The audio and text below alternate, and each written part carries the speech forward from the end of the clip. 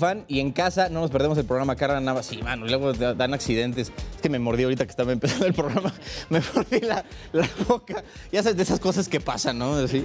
Pero bueno, oigan. Desde que Andrés Manuel llegó a la presidencia, se discutió mucho cuál iba a ser el papel de la ahora oposición.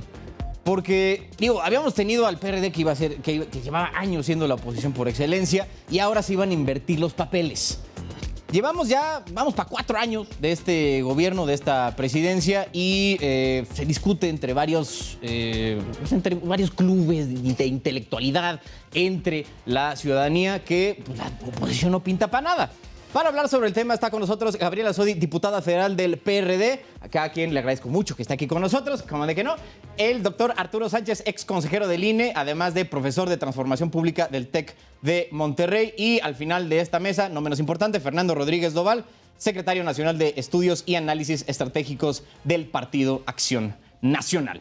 Entonces, a ver, no creo estar solo en este asunto, menos desde la parte ciudadana, en decir que, pues, tristemente, durante estos 3 años y medio, 3 años y cacho, casi 4, de gobierno de Andrés Manuel López Obrador, no hemos visto un papel tan dominante, ¿no?, de la oposición. Entonces, digo, creo que lo natural es empezar contigo, diputada, porque tú estás ahí al centro de los tejes y manejes.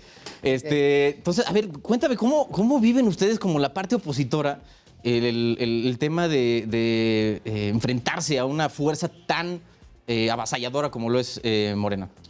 Pues yo creo que cuando nosotros llegamos a la Cámara, nosotros tenemos 1 año en la Cámara, y cuando nosotros llegamos a la Cámara nos dijeron, allá ustedes donde les toca, que era un pedacito así. Y la verdad, pues no cabíamos porque teníamos que tomar las curules, que era casi la mitad de la Cámara. Entonces yo creo que fue el primer impacto también de este grupo obradorista, el ver que no tenían la Cámara completa como la tenían antes. Y en el momento en que esta Cámara se divide en 2 fuerzas, pues empiezan a preocuparse. O sea, ¿qué es esto? Ahí es donde verdaderamente está la oposición. La oposición está en la Cámara de Diputados. Y cuando empezaron a gritar sus consignas y todo lo que, estas porras que tienen, pues cuando escucharon la respuesta clara, contundente de este grupo del otro lado de la Cámara, creo que fue el primer momento en que se dieron cuenta que no tenían toda la Cámara completa y que iba a ser difícil también tener el absolutismo constitucional que estaban buscando. Yo creo que esa es la oposición, la que se encuentra en la Cámara y que fue rotundo cuando llegamos y que se dieron cuenta que no tenían este pedacito en una esquina arriba donde tenían a la oposición, sino que la oposición llegó y marcó muy claramente casi la mitad de la Cámara. Arturo, ¿por qué crees que los ciudadanos sentimos que no existe la oposición? O sea, tú como exautoridad electoral y ahora estudioso de este asunto. Mira, yo creo que hay varios temas ahí. La oposición sí existe, evidentemente. Creo que es muy claro que hay una presión desde el Congreso, no nada más la Cámara de Diputados, muy importante en la Cámara de Diputados, pero en el Congreso, en donde se han frenado proyectos, en donde se han dictado puntos distintos. Esta coalición que hace una moratoria constitucional, funcione o no, de alguna manera manda un mensaje de oposición muy clara y sí existe como tal. Pero lo que se extraña desde fuera es desde el punto de vista electoral. Lo que hemos visto es que finalmente Morena ha ido avanzando, ganando muchas gobernaturas, se va fortaleciendo como un partido político que electoralmente tiene una fuerza importante, ¿sí? Ahora, hay ciertos lugares en donde el PAN sigue siendo un partido de oposición, el PRI tiene dos estados, en fin. Hay lugares en donde Morena es oposición. Y hay lugares en donde la batalla electoral va a ser muy reñida, pero no se ve. Y no se ve porque el presidente de la República tomó una decisión importante: adelantar la sucesión presidencial, destapar a sus corcholatas, y de esa manera hay actores políticos actuando ya en vistas de la elección del 24. La oposición no lo ha hecho. Exacto. No se ve. Sí. Entonces hay una especie de vacío ahí que llenar, aun cuando legalmente sí se están dando batallas en el Congreso de una manera importante. Ya. Oye, Fernando, tú como parte del PAN, que ha sido la primera fuerza de oposición desde que Morena llegó a la presidencia, ¿Cómo han visto esta lucha, ¿no? Con algo que no habíamos visto desde el 97, que era que el presidente en turno tuviera la Cámara de Diputados a su favor, o al menos el Congreso con mayoría? Bueno, hay que decir varias cosas. Primero, coincido con Arturo y con Gabriela en el sentido de que en México sí hay oposición. Lo que pasa es que la oposición en México, primero, es plural. Es decir, no está supeditada a lo que diga una sola persona. No gira en torno de un caudillo, como es el caso del partido oficial de Morena y que gira en torno a lo que diga López Obrador. Aquí es una oposición de varios partidos, de varios perfiles, una oposición que además se expresa de manera distinta en cada estado del país, pero que ha tenido logros importantes. Ya mencionaba Arturo alguno de ellos, el más reciente también, por cierto, la no aprobación en Cámara de Diputados de la ley Bartlett, esta contrarreforma eléctrica, ¿no? Entonces yo creo que la oposición sin duda existe y ha tenido logros, pero también tiene muchas áreas de oportunidad y muchas cosas que corregir, sin duda, de cara al 2024. ¿Cómo cuál dirías? Bueno, yo diría que primero... Pues a ver, ¿no? Pues uno aquí...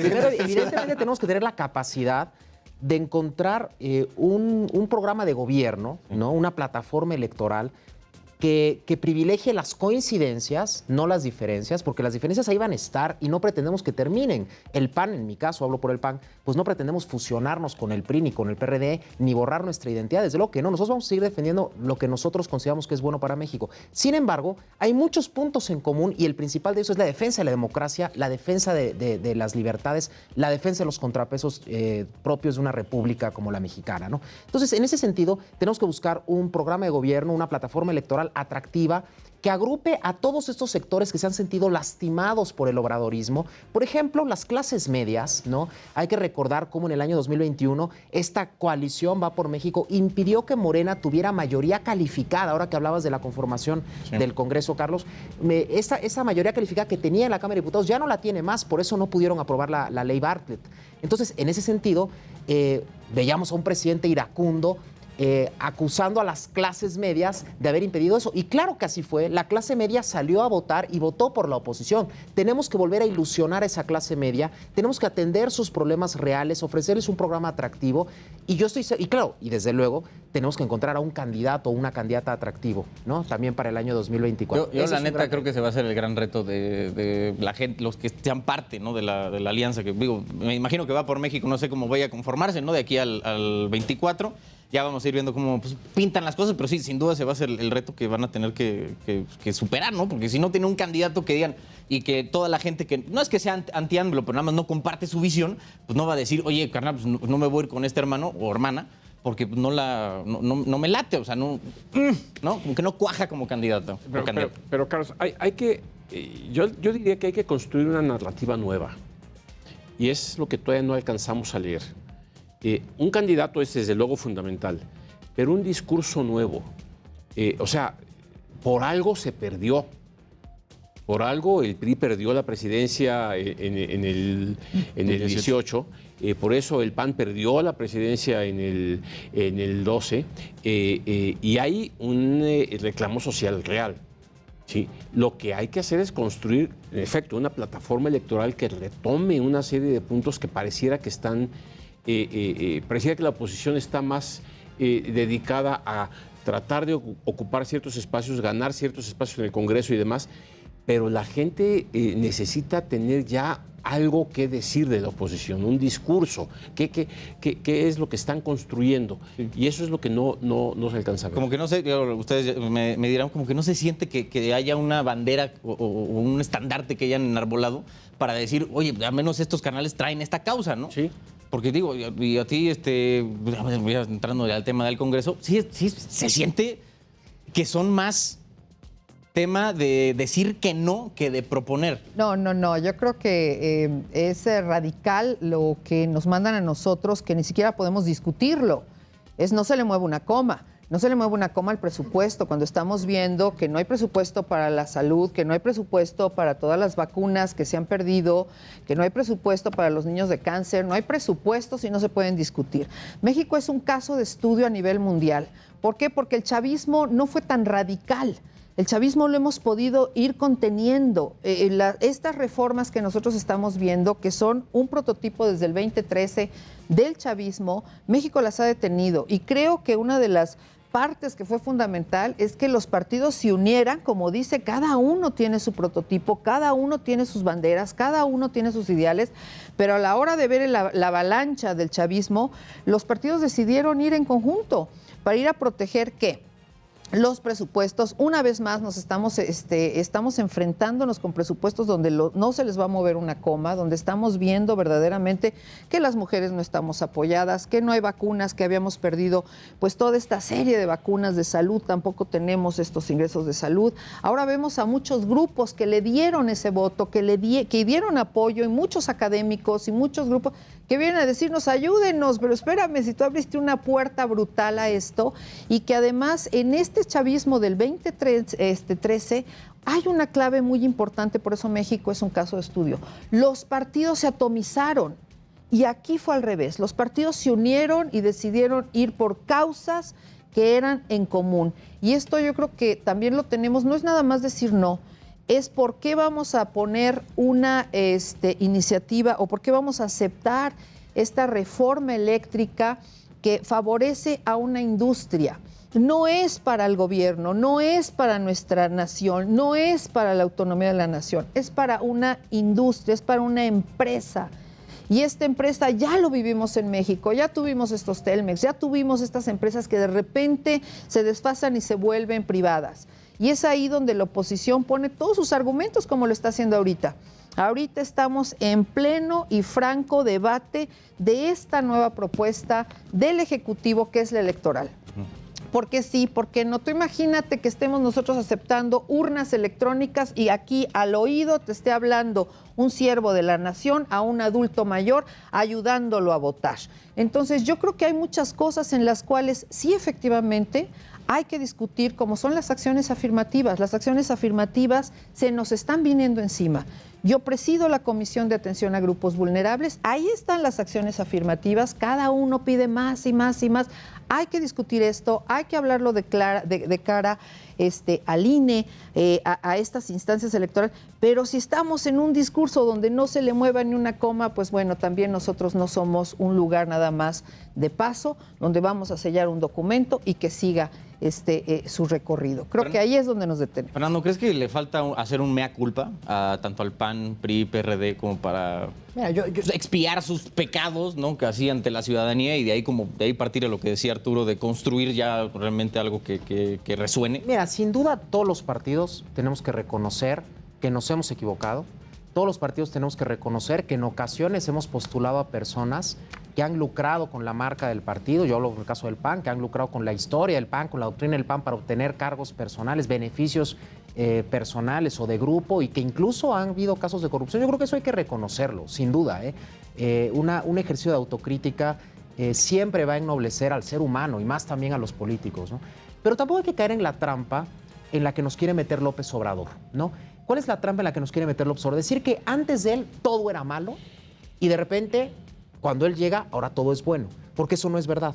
O sea, en los últimos 35, 40 años, en México se construyó una transición a la democracia que sin duda pudo haber sido perfectible en muchos aspectos, seguramente fue una transición incompleta en otros muchos, pero al final fue una transición que nos permitió trasladarnos desde un régimen profundamente autoritario hacia un régimen democrático, que incluso ese régimen democrático fue el que permitió que López Obrador sea hoy presidente, ¿no? Y que permitió 3 veces la alternancia de diferentes partidos en el Poder Ejecutivo. Entonces tampoco hay que caer en esta trampa de pensar que todo lo que estaba antes fue muy malo. O sea, yo te puedo decir, por ejemplo, los 12 años de gobiernos del PAN, que hubo enormes avances que también tenemos todo el derecho a reivindicar en materia de transparencia y de rendición de cuentas, en materia de combate a la pobreza, en materia de estabilidad económica, en materia de derechos y libertades, ¿no?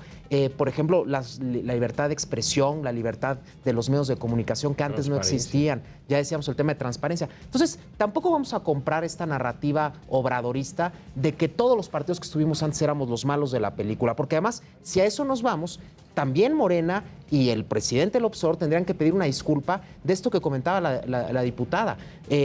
Por ejemplo, todo el tema en materia de salud, la destrucción del Seguro Popular sin reemplazarlo por nada que sirva, el tema de las vacunas. En México están volviendo a brotar enfermedades que parecían ya erradicadas. Hoy la cobertura de vacunación en niños de entre 1 y 2 años es mucho menor que la que había hace 35 años. Es decir, en esos temas que parecían ya superados, nos estamos regresando al pasado. También el gobierno tiene que pedir perdón, y López Obrador y Morena, de que hoy haya 6 millones de nuevos pobres, a pesar de que su gran promesa fue atender prioritariamente a los pobres. Entonces, la autocrítica también la tienen que hacer ellos. Y en ese sentido, tenemos que transitar a una democracia donde todos podamos dialogar con apertura y dejemos estas lógicas maniqueas como las que se han instalado en Palacio Nacional desde hace 4 años. ¿Sabes qué? Justo ahorita que estabas diciendo todas estas cosas que digo, creo que son hechos, no hay aquí, no estamos hablando de ningún tipo de opiniones, pero falta como que lo que me acabas de decir, Fernando, que cuajarlo en el discurso general de la oposición. Porque al menos yo no lo he escuchado. Y mira que yo me dedico y como, desayuno y ceno noticias. No lo he visto. Y es un poco por ahí lo que yo siento, no sé, ustedes me dirán, de que como que no empatan, ¿no? El discurso o lo que se alcanza a discutir en la plaza pública con esto que sin duda está pasando. Pero bueno, si quieren nos movemos un poquito al tema ya prospectivo, ¿no? A lo que va a pasar el año que entra y en el 24. Desde un punto de vista de practicidad, sin duda la Alianza Va por México es viable, ¿no? O sea, de decir, Andrés Manuel y su grupo político traen un apoyo brutal, ¿no? Es una ola que azotó este país y como pocas veces hemos visto este nivel de hegemonía post-PRI, ¿no? Pero ya poniéndonos a estudiar un poquito, como que sí... Poniéndolo en riguroso, sí, como que no suena tan atractivo, ¿no, Arturo? ¿O cómo lo ves? Es que, ¿sabes qué? Como yo lo veo es que decir, güey, ¿en qué mundo pudiste haber concebido que PAN y PRD iban a decir, ¿y si nos salíamos? Mira, yo creo que, en efecto, hay ideologías distintas, hay puntos de vista distintos, hay puntos totalmente irreconciliables entre los tres partidos, pero hay una voluntad, y es lo que hay que explotar más, por algunos temas que sí son de interés nacional de manera importante. Quierase o no, en estos años hemos vivido un proceso en donde las instituciones han perdido su fuerza, su valía, el respeto que les teníamos como tal, de una manera importante. Y esto hay que rescatarlo. Y en eso están de acuerdo los partidos políticos de oposición. O sea, no es por defender al INE como tal, pero sí es importante la defensa del concepto de la democracia como realmente un valor y no enfrentarnos a cosas como que no me salgan con que la ley es la ley. No, la ley sí es la ley y eso implica institucionalidad. Eso implica un INAI fuerte, una Comisión Nacional de Derechos Humanos fuerte, autónoma, independiente, una Fiscalía General que realmente actúe independientemente y desde luego un INE que organice elecciones independientes. Y eso sí unifica. Eso es quizá uno de los elementos que más podrían constituir una narrativa importante. Sumada a otros tipos de problemas. A ver, Fer mencionaba ahorita el tema de la pobreza, por ejemplo. Sí, lo que pasa es que es parte de una narrativa que no se ha acabado de construir. Y estoy de acuerdo que todos quisiéramos que hubieran políticas más claras. El problema con la pobreza no es que haya más pobres. Desde luego que es terrible que haya más pobres. El problema es que no hay las políticas públicas diseñadas adecuadamente para resolver el problema de la pobreza. Y eso es un tipo de crítica que no alcanza a cuajar dentro de la oposición todavía. Sí, a mí no me gustaría esperar a la campaña presidencial para oír un nuevo discurso. Sí, no. Ellos van muy más adelante. El discurso de la Cuarta Transformación tiene un peso importante que ya está muy asentado. Y es un discurso que no se va a acabar con Andrés Manuel. Sí, no. Entonces, es por eso que yo pienso que en estos elementos que sí unifican a la oposición, es necesario explotarlos de una manera distinta. Yo nunca he sido miembro de un partido, ni he militado, no fue mi vocación, pero hay que construirlo, hay que de alguna manera buscar alternativas claras. Yo creo que ese es el gran clamor, ¿no? Que los que no comparten la visión, al menos del presidente o de Morena, están pidiendo, pero hasta el momento, 3 años y cacho, casi 4 después, no lo hemos visto, al menos reflejado, ¿no? en algo concreto. O como opinas, Gaby. Mira, nos quedan 2 minutitos en lo que nos tenemos que ir a un corte. Si me cierras ahí la opinión Ya te rápida cierro. y ahorita nos vamos. Te cierro la opinión. La libertad está en riesgo y es uno de los retos de esta centuria. Y yo creo que es importante que entendamos que en México, si nosotros rompemos el Estado de Derecho y de manera sistemática estamos empujando la ley y que la ley no existe, creo que vamos a entrar a situaciones que ya había vivido el país, que son muy violentas y que verdaderamente van a empapar más de rojo a esta república. Ay, ojalá no tenga razón, mano. Pero bueno, oigan, vamos a ir a un corte rapidísimo. Ahorita regresamos para cerrar esta mesa sobre el tema de la oposición en México y pues, cuál es la visión en general de nuestros 3 grandes invitados. Vamos a un corte, ahorita regresamos.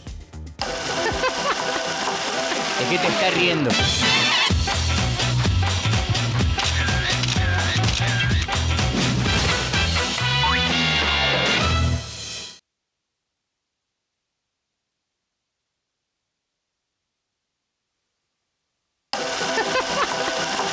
¿De qué te estás riendo?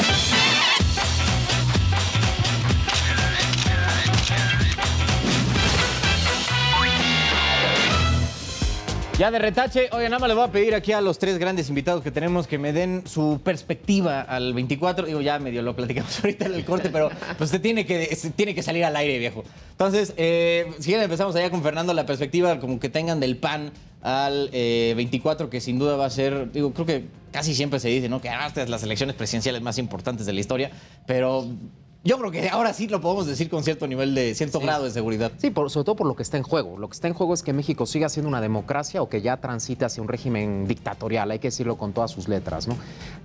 Yo creo que por supuesto que hay posibilidades para que la oposición derrote a Morena y sus aliados. Ya lo hicimos en la elección federal del 21.